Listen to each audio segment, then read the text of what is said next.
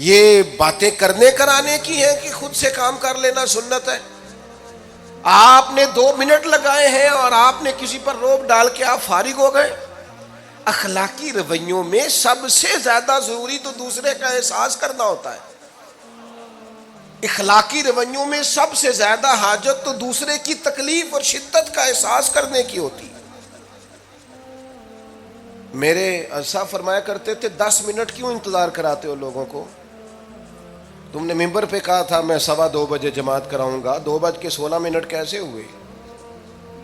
تمہیں اس کا پاس ہونا چاہیے تھا، تمہیں خیال ہونا چاہیے تھا کسی شخص کو کسی وجہ سے کوئی تکلیف، کوئی کسی اذیت کا شکار کیوں ہو، کوئی پریشان۔ میں اب تو الحمدللہ آپ اتنی بڑی تعداد میں آ گئے کہ جگہ آپ کے لیے مشکل ہو گئی، ورنہ شروع میں جب میں محافل کا ٹائم دیتا تھا تو میں وقت پہ چلا جاتا تھا۔ اگر کسی سے کہا ہے نا کہ 6 بجے آئیں گے تو 6 بجے چلے گئے، وہ کئی والی گھر والے پوچھتے سن تسی آ بھی گئے ہو، تو میں کہتا سانو تسی ویلے ہیں سمجھ لو۔ ہمارا مزاج نہیں ہے نا جی، بلکہ ایک تقریب میں مجھے دعوت دی گئی تو اس پہ لکھا تھا 6 بجے،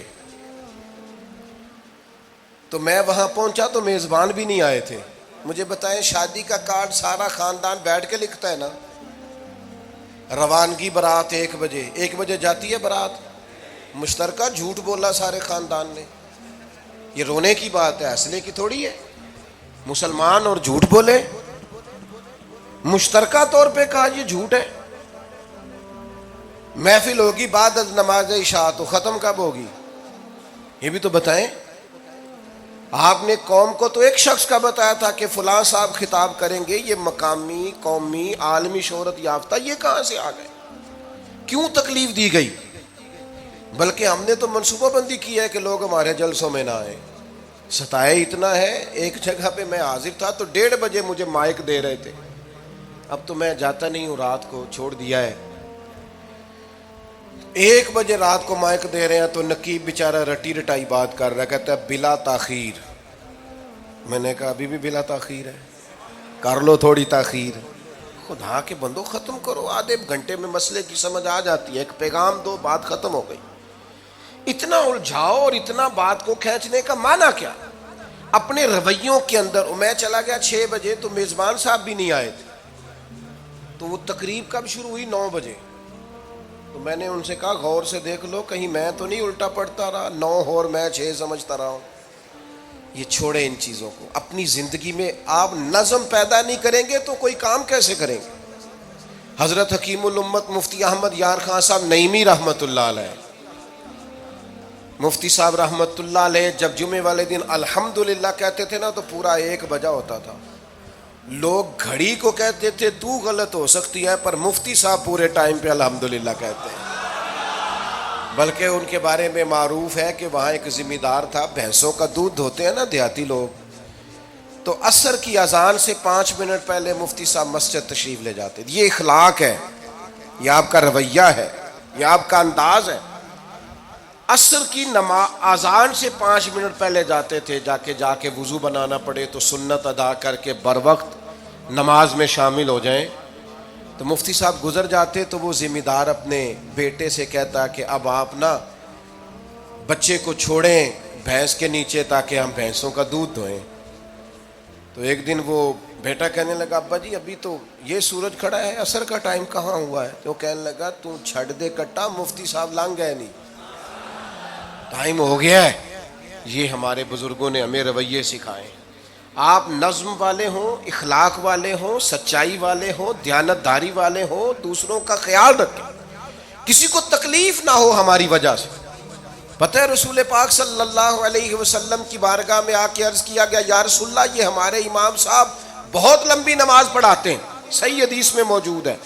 نماز ہی پڑھاتے تھے نا، قرآن ہی پڑھتے ہوں گے نا، کتنا اعزاز والا کام ہے۔ یا رسول اللہ یہ بہت لمبی نماز پڑھاتے ہیں۔ اللہ کے محبوب علیہ السلام نے بلا لیا، اور لفظ پتہ کیا ہے؟ حضور فرمانے لگے میں لوگوں کو دین کے قریب کرتا ہوں، آپ دور کرتے ہیں۔ فرمایا جب بھی نماز پڑھائیں معتدل پڑھائیں۔ اور خود حضور کا عمل کیا ہے؟ حضور فرماتے ہیں جب میں نماز میں کھڑا ہوتا ہوں تو میرا دل کرتا ہے میں لمبی نماز پڑھاؤں، ہمارا جب کسی شے کو دل کرے تو ہم چھوڑتے ہیں. میرا دل کرتا ہے میں لمبی نماز پڑھاؤں، لیکن حضور فرماتے ہیں پھر پیچھے سے کسی بچے کے رونے کی آواز آتی، میں سوچتا ہوں اس کی ماں پریشان ہوگی، میں نماز مختصر کر دیتا. اور میرے بھائیوں، نماز میں بھی لوگوں کا احساس، ہماری طبیعت ہی نہیں رہی. کوئی آدمی ہارن دے رہا پیچھے سے اور سامنے گاڑی میں 2 بندے کھڑے، گاڑی مین روڈ پہ کھڑے کر کے باتیں کر رہے ہیں،